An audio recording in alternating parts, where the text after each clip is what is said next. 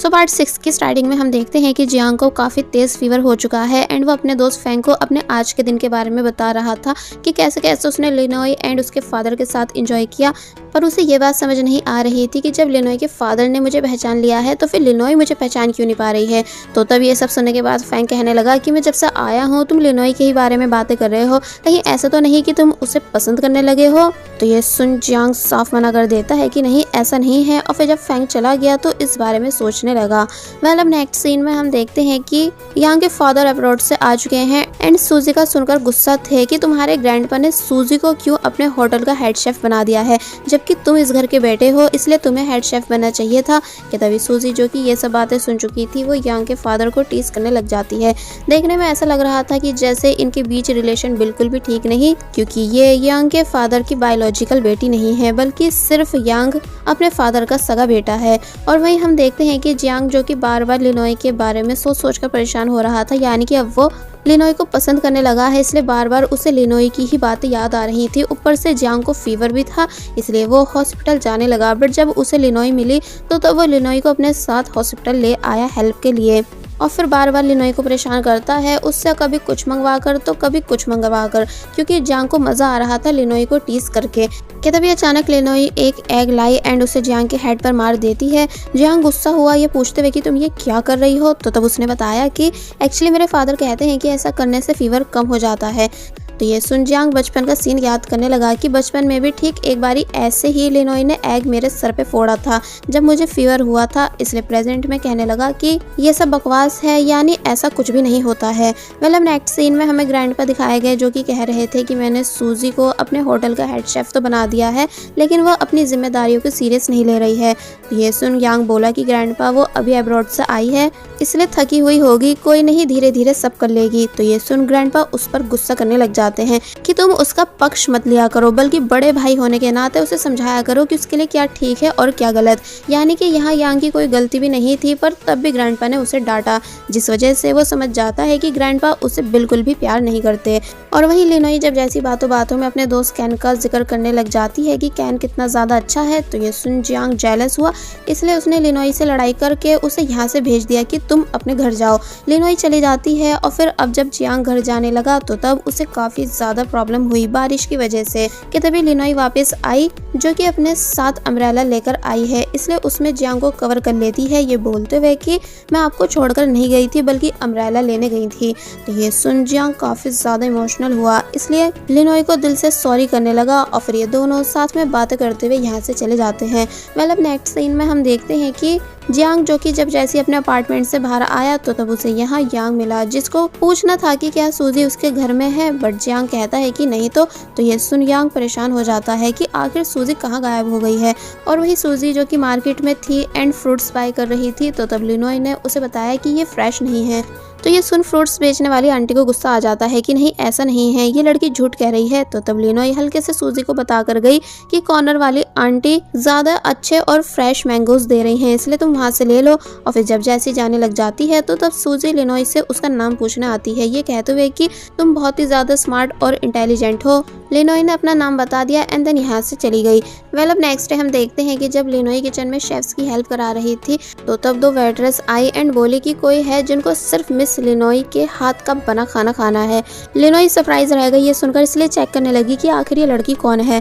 By the way वो और कोई नहीं बल्कि सूजी है, जिसको जब जैसी होटल की मैनेजर ने आकर बताया कि मिस लिनोई आपके लिए डिश नहीं बना सकती बिकॉज मिस्टर जियांग ने उन्हें फुल डिश बनाने से मना किया है। तो तब ये सब सुन सूजी फैंग के पास आ गई एंड उससे बात करने लगी।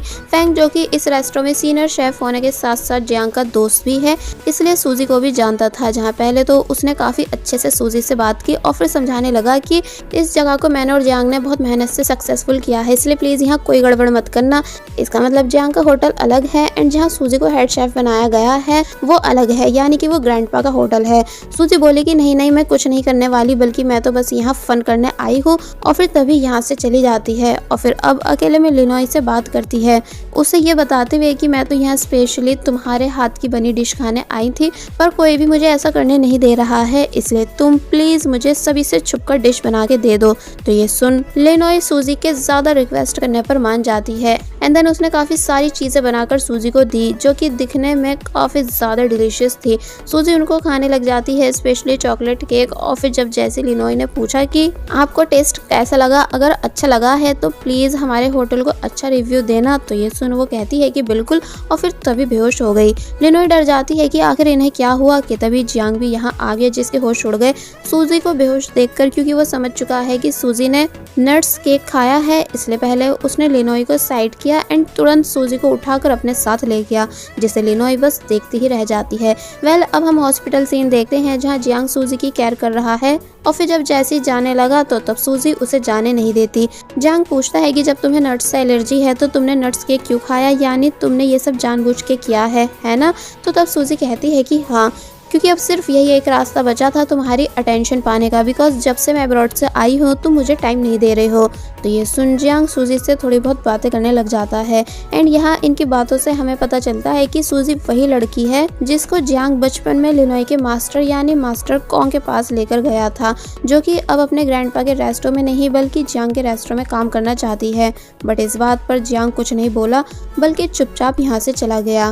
वेल, अब नेक्स्ट सीन में हमें लिनोई दिखाई गई जिससे जियांग बहुत ही ज्यादा डांटता है कि तुम्हें क्या जरूरत थी सूजी के लिए छुपकर कुकिंग करने की, मगर फिर बाद में वो प्यार से भी लिनोई को समझाता है। एंड जब जैसे लिनोई को पता चला कि सूजी ने जानबूझकर नट्स केक ऑर्डर किया था एलर्जी होने के बावजूद भी, तो ये सुन वो हैरान रह गई। जिसके बाद अब दिखाया जाता है कि जब लिनोई वापस घर जा रही थी सूजी के ही बारे में सोचते हुए कि वो आखिर मेरे साथ ऐसा क्यों कर रही है, और फिर जब जैसी नीचे झुकी एक बोतल को उठाने के लिए तो तब सूजी यहाँ आ जाती है जिसने लिनोई को हेलो किया। लिनोई ने डायरेक्ट पूछा कि तुम आखिर क्यों मुझे टारगेट कर रही हो, तो तब वो बताती है इसलिए क्योंकि तुम्हारी वजह से उस दिन मुझे मेरे भाई ने इग्नोर किया था जब वो तुम्हारे पीछे पीछे कहीं चला गया था। पता भी है उस दिन मैं कितना ज्यादा हर्ट हुई थी, क्योंकि मैं बिल्कुल भी अपने भाई को किसी और दूसरी लड़की के साथ शेयर नहीं कर सकती, इसलिए तुम दूर रहो मेरे भाई जियांग से। और फिर तभी कहती है कि वैसे मैंने सुना है कि तुम्हारी स्मेल पावर काफी अच्छी है, इसलिए क्यों ना एक कंपटीशन हो जाए। तो ये सुन लिनोई मान गई बिकॉज उसे अपनी स्मेल पावर पर पूरा बिलीव है। सॉन्ग एंड फैंग ये दोनों भी यहाँ आ चुके थे, इसलिए इन दोनों को जजेस बनाकर सूजी और लिनोई ने अपना कंपटीशन स्टार्ट कर दिया, जहाँ ये दोनों आंखों पर पट्टी बांधती हैं और फिर बिना देखे उन सभी चीजों को ऑर्डर करने लग जाती हैं जिनमें से एग की स्मेल आ रही हो। फिर जब रिजल्ट की बारी आई तो पता चला कि लिनोई हार चुकी है, जिस चीज का उसे बहुत ही बड़ा झटका लगा बिकॉज आज तक लिनोई को स्मेल पावर में किसी ने भी नहीं हराया था। इसलिए जब सूजी लिनोई का मजाक बनाते हुए यहाँ से चली गई तो तब फैंग बताता है कि सूजी को बचपन से ही बहुत टफ ट्रेनिंग मिली है, इसलिए कुकिंग से रिलेटेड किसी भी चीज में सूजी को कोई भी नहीं हरा सकता। और वहीं जियांग को भी फैंग के बताने पर इन दोनों के कंपटीशन के बारे में पता चल जाता है। वेल, अब हम देखते हैं कि लिनोई घर आने के बाद भी सदमे में थी कि मैं हार कैसे गई। तो तब कैन कहता है कि तुम्हें कंपटीशन करने से पहले सूजी के बारे में एंड उसकी फैमिली के बारे में अच्छे से जान लेना चाहिए था।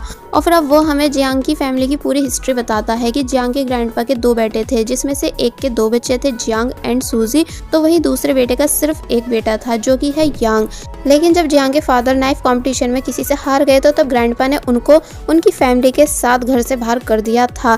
लिनोई हैरान हुई कि क्या सिर्फ कंपटीशन हारने की वजह से, तो तब कैन बताता है कि हाँ, क्योंकि जियांग के ग्रैंडपा के लिए उनकी रेपुटेशन सबसे ज्यादा इंपॉर्टेंट है। मगर कुछ साल बाद एक हादसा हुआ जिसमें जियांग के पेरेंट्स की डेथ हो गई एंड जियांग और सूजी दुनिया में अकेले रह गए, जिस वजह से उनको चाइल्ड केयर सेंटर में भी रहना पड़ा था।